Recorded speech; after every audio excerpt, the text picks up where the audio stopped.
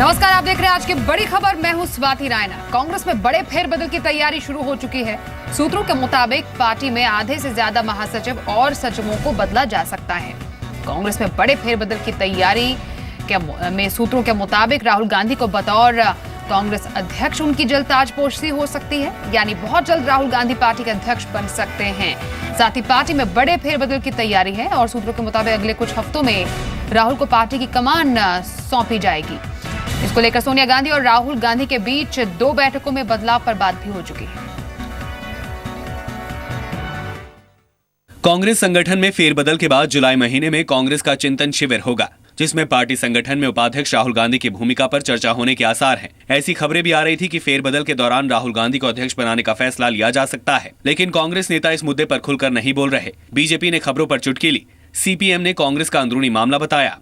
राहुल जी जिस तरह से मेहनत कर रहे हैं, कांग्रेस पार्टी के लिए सड़क से लेकर संसद तक लड़ाई लड़ रहे हैं, तो निश्चित ही उनके नेतृत्व में और ताकत मिली। देश कांग्रेस मुक्त हो रहा है। अगर अब वो अध्यक्ष बन गए तो और तेजी से कांग्रेस मुक्त भारत के लिए काम करेंगे।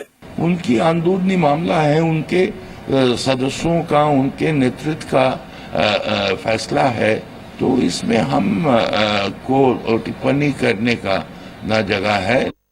पंजाब के पूर्व सीएम और कांग्रेस नेता कैप्टन अमरिंदर सिंह ने राहुल गांधी को पूरी जिम्मेदारी सौंपने की वकालत की है। सूत्रों के मुताबिक कांग्रेस राज्य के प्रभारी पदों में भी बड़ा बदलाव कर सकती है। नए फेरबदल में वरिष्ठों की भूमिका कम किए बगैर युवाओं को तरजीह दिए जाने की तैयारी है। यूपी विधानसभा चुनाव को देखते हुए प्रियंका वाड्रा की भूमिका पर भी चर्चा हो सकती है। सूत्रों के मुताबिक पार्टी संगठन में बदलाव को लेकर सोनिया और राहुल के बीच 2 बार बैठक हो चुकी है।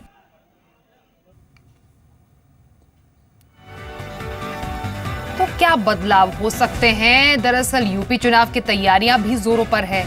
अब इस तरीके से अब कैसे हर एक पार्टी के पास तैयार है गेम प्लान, ये भी समझना बेहद जरूरी है। दलित वोटों के सहारे मायावती है, तो एसपी ने तैयार की है अपनी ही जीत की नई रणनीति।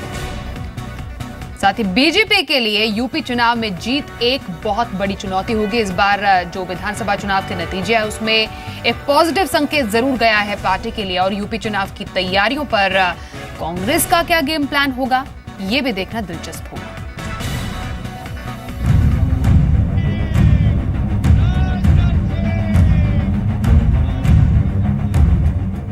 मैं उत्तर प्रदेश वाला हूं,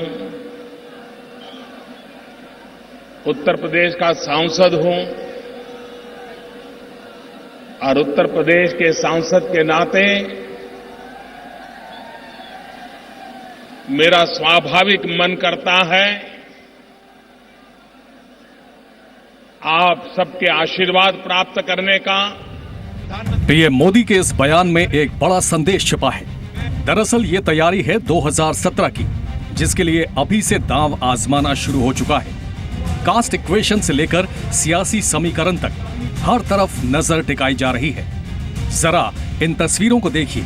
अमित शाह उत्तर प्रदेश में एक दलित परिवार के घर भोजन कर रहे हैं। इशारा साफ है, क्योंकि 2014 में बीजेपी ने उत्तर प्रदेश में जो करिश्मा दिखाया उसके पीछे दलित वोटर्स की बड़ी भूमिका थी। लेकिन विरोधियों को बीजेपी का ये दलित प्रेम सिर्फ और सिर्फ दिखावा लग रहा है। 2017 में समाजवादी पार्टी की सरकार को मूल समाज उखेड़कर फेंकने का काम उत्तर प्रदेश की जनता करने वाली है। हम ही उस दिन मजदूर भाइयों के साथ खाना खाए। हमने मजदूर भाइयों के साथ खाना खाया। जो बगल में महिला बैठी, हमने जात नहीं पूछी उसकी। हम वर्ग के साथ ये डिफरेंशिएशन नहीं करते। हमने भी जमीन में बैठ के खाना खाया। लेकिन मामला सिर्फ कास्ट इक्वेशन तक सीमित नहीं है। आरोप लग रहे हैं कि उत्तर प्रदेश में चुनाव को देखते हुए ध्रुवीकरण की भी कोशिश हो रही है। मथुरा की फॉरेंसिक लैब की रिपोर्ट में दावा किया गया है कि मोहम्मद अखलाक के घर के बाहर से लिया गया सैंपल मटन नहीं, बीफ ही था। इस नई रिपोर्ट पर सियासत गर्म है, तो दूसरी ओर बजरंग दल के ट्रेनिंग कैंप में आतंकियों के तौर पर दिखाए गए युवकों को मुस्लिम टोपी पहनाने पर भी सियासत में उबाल है।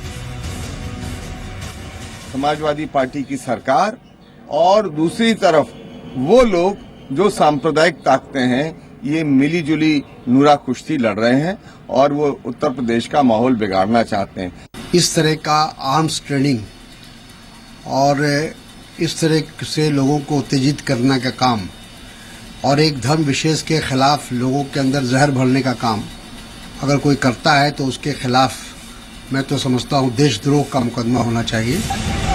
उत्तर प्रदेश में इस बार का चुनाव मायावती की पार्टी बीएसपी के लिए साख बचाने की सियासी जंग है, तो वहीं मौजूदा समाजवादी पार्टी की सरकार के सामने लोगों का भरोसा कायम करने की चुनौती है। और पिछले लोकसभा चुनाव में बीएसपी, एसपी और कांग्रेस का सफाया करने वाली बीजेपी के सामने चुनौती इस बात की है कि क्या नरेंद्र मोदी का जलवा अभी भी बरकरार है, क्योंकि 2019 के लोकसभा चुनाव से पहले यूपी विधानसभा चुनाव को सबसे बड़े चुनाव के तौर पर देखा जा रहा है।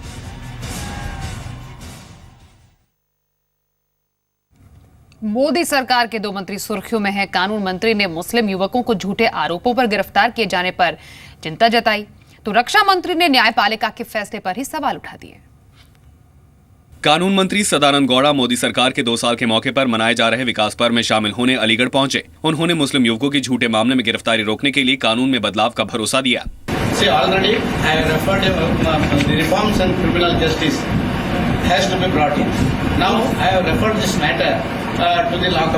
दूसरी ओर एक समारोह में शामिल होने गोवा पहुंचे रक्षा मंत्री मनोहर पर्रिकर ने कोर्ट के फैसले पर सवाल उठाए।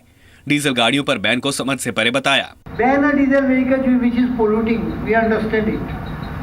But what is the point in banning a diesel vehicle which may not pollute and maybe even less polluting than a petrol vehicle? Sadananda Gowda के मुताबिक कानून में सुधार के लिए एक पैनल बनाया गया है। सुप्रीम कोर्ट के जज को इस पैनल की अध्यक्षता सौंपी गई है। कानून मंत्री ने कहा कि संदेह के आधार पर गलत आरोपों का शिकार हुए कई लोगों को बेगुनाही साबित होते होते कई साल जेल में गुजारने पड़ते हैं। जेल से वापस लौटने पर उन्हें नए सिरे से जिंदगी शुरू करने में कठिनाई होती है। मुस्लिम महिलाओं के अधिकारों की पैरवी करने वाले एक संगठन ने एक साथ 3 तलाक की व्यवस्था को खत्म करने के लिए राष्ट्रीय महिला आयोग का सहयोग मांगा है। भारतीय मुस्लिम महिला आंदोलन यानी BMMA ने महिला आयोग के अध्यक्ष ललिता कुमार मंगलम को लिखे पत्र में लिखा कि उसने अपने अभियान के पक्ष में 50,000 से अधिक हस्ताक्षर लिए हैं।